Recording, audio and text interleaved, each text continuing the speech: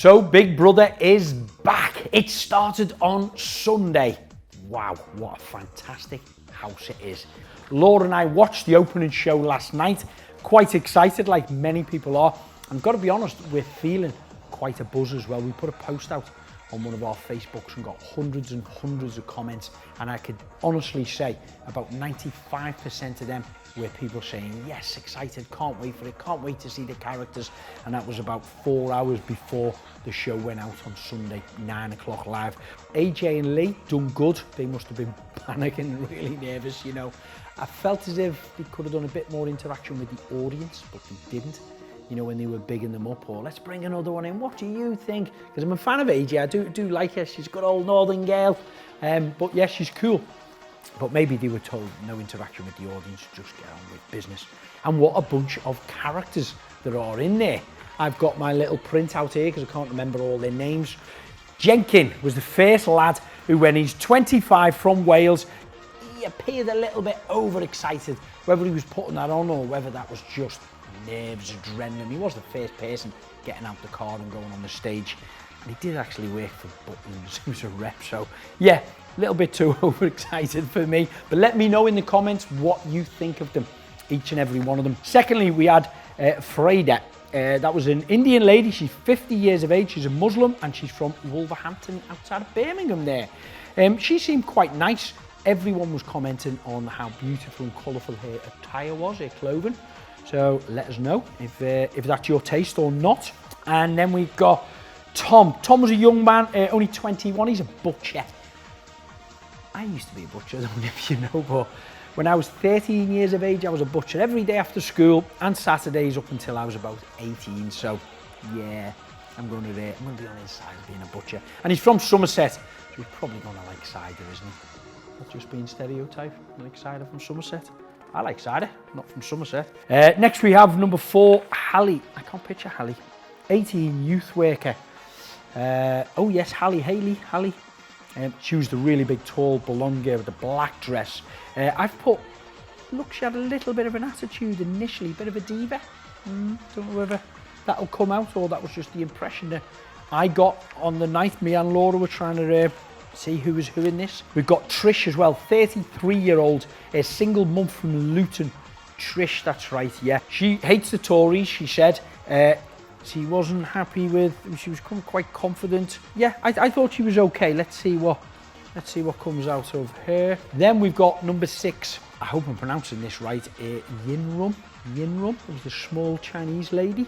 She's only 25 years of age, very happy, very bubbly, now living in Harrogate. I think she said she was an immigrant, was she?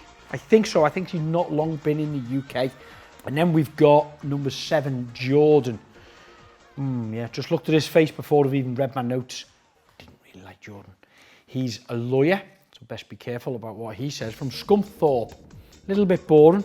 He had a very posh voice and claiming he comes from a council estate. I have a beg to differ that he did originally come from a council estate.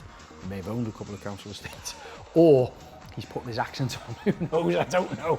But it didn't quite mix for me. And Laura's saying, oh, she reminds him of Nasty Nick. My wife Laura saying that. And then we've got Zach. Zach coming the 8th contestant. He's a model from Manchester. He's only 28 years of age. I like Zach actually. Yes, yeah. Northern lads as well. Young, very bubbly, very handsome. He's good on the eye for the girls, that's for sure. Laura was like, oh, hello. Look at him. But what I liked about him, what sticks out is there was 3 or 4 people, even more. I seen him making conversation and very nice, very polite, asking them questions about themselves and seeing if they're okay. I liked him, got high hopes for Zach. And number 9, Chanelle, 29-year-old blonde girl, dentist therapist from Wales. She misses the pub, she's going to say. And then Dylan, number 10. Remember, keep your comments in, whether you like them, score them from 1 to 10. And let me know as well who you think could be a winner or who will be out first. Dylan was the 39-year-old DJ. He was the amputee, the gentleman who had lost his leg from a road traffic accident, I think he mentioned. I liked him. I was going to get his picture up on here. I did like him. When he come out of the car and came up onto the stage, he took the mic, done a little bit of like rapping or emceeing. And straight away I thought, I mean, he's come in number 10. And I was thinking quite a few of them were looking a little bit maybe boring or drab. Didn't think they were quite the stereotype that we're experienced or used to seeing in the Big Brother house. However, when Dylan come in, I thought, breath of fresh air. He looks fun. He's the type of dude I'd like to hang around with or have a beer with, that's for sure. So he's a DJ from Coventry. He's quite high up in my my thing goes for winning. Then we got number 11, Noky. I don't know if it's spelled right, N-O-K-Y, Noky. 26-year-old, a pretty girl, a banker from Derbyshire. Oh, and one Mrs. Universe as well, GB. She was lovely, she was a really pretty looking girl. Yeah, that's right. And seemed like she had quite a head on her as well. Sounded quite well educated. I think she could do well, actually, yeah. I think she could do well if she doesn't upset too many people in there. I think she keeps herself to herself. She should do good. So that was 11 contestants, 16 all in all. Next we had number 12 was Matty, 24-year-old doctor from the Isle of Man. Now remember this one, I put down hippie, dancing and quite funny. He danced out the card. I think the VO was saying he's happy to eat out of bins. I might have heard it wrong, but I'm sorry, if he was my GP, do I really want to know he's eating out of bins? Got no problem with the hippie side or the dancing side of things, but I don't know, he seemed quite funny. So he'll be an interesting character, and I think that's the type of characters, in my view, I want to see in reality shows like Big Brother. Then you've got Paul, Liverpool lad, 23-year-old, thought he looked a little bit older, sorry Paul. A security officer from Liverpool. He's a boxer as well. He wants to become a professional fighter. I love watching my boxing. I've always been a big fan of it, so we'll keep a close eye on him. And of course, he's from Liverpool, so I've got to get behind him. I thought got booed. Did he get booed on the way in? I thought I heard a bit of booing. I hope it didn't. Might be wrong. Correct me, please, in the comments below. Then number 14, we had Henry. Can't even picture Henry at all. What have I got on Henry? He's a food writer, yeah, from the Cotswolds. Quite a posh chappy as well. Went to boarding school, bit of a snob I've put. That's right. Straight away announced that he was a Tory supporter and he would like nothing better to hang out with Boris Johnson. Say no more. Then we had number 15. Olivia, is that? Olivia, 23-year-old blonde dancer from Glasgow. She was a little bit traumatised by men, she was saying. And that's right, yeah, so she's the one up for eviction. So if we go back to our first man, and Laura and I had a little conversation about this, because when we seen it, Laura was like, oh, that's not very nice, it's not very fair. It's his first day in there. Now he's put in a predicament where he has to number out one individual housemate who he thinks he wouldn't gel with or hasn't gelled with. I can't remember quite what the wording was like, and he picked out the young, pretty girl, blonde girl from Scotland, who didn't take it too well. Now bear in mind, Big Brother has promised to monitor and protect everybody's mental health in there, because it's a big thing at the moment. We are all trying to help each other and look out for it, and sadly it's affecting a lot of people. So, you know, a lot of reality TV programming in the past, some people have suffered with mental health issues because of the time in the show, how they've been received afterwards, social media and the press, etc. have upset them, so they've struggled. So this young girl, in my view, I started to see the cracks pretty quick. You know, she come in demanding she wanted drinks or champagne, not Prosecco, and there wasn't much left before she was even speaking to everyone.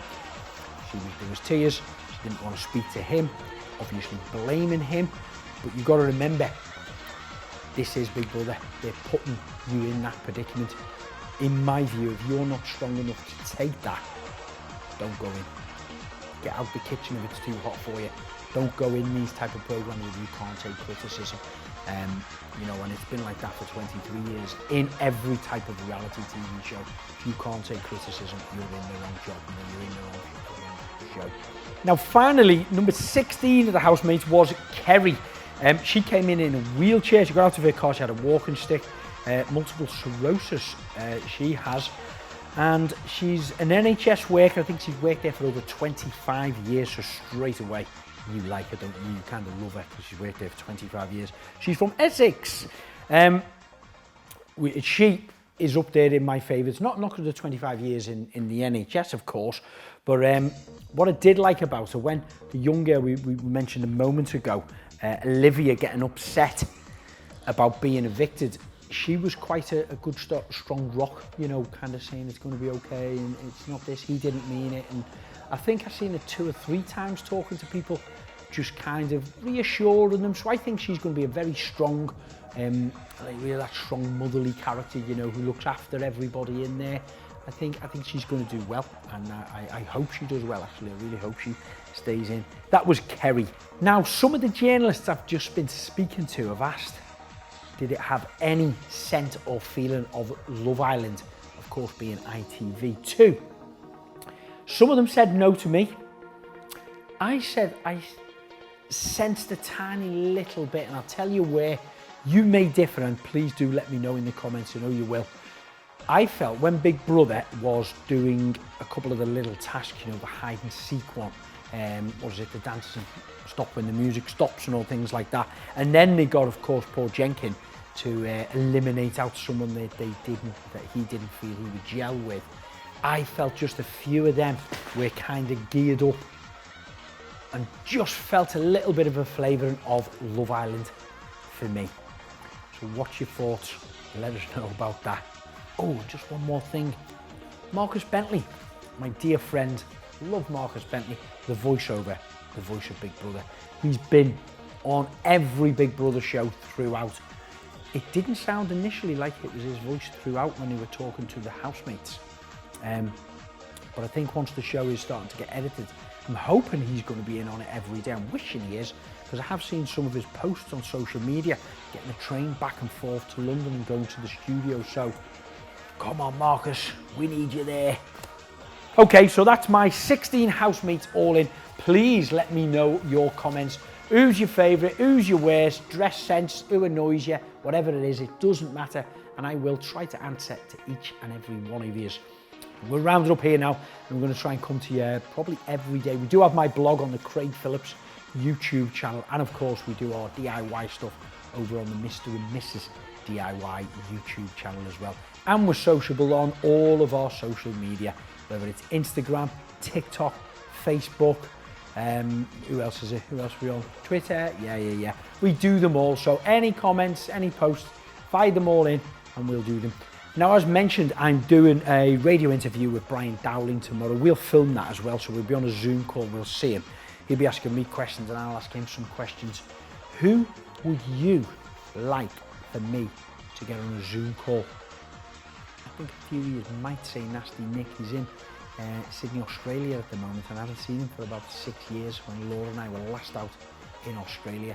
When I was on Good Morning Britain on Friday, I was on with Nadia. You might remember Nadia, she won number 6 or 7. In the other side of the studio, Lorraine, the Lorraine show, she'd done 2 Zoom calls. One was with Brian because he was in Ireland, and the other one was with Nasty Nick. He was in Sydney, so I quickly looked at their videos before and it was quite good. Their interviews were great. So Nasty, if you're watching, my friend Nick, give us a call, mate. Still on the same number. Let's get a Zoom together and let's have a chat.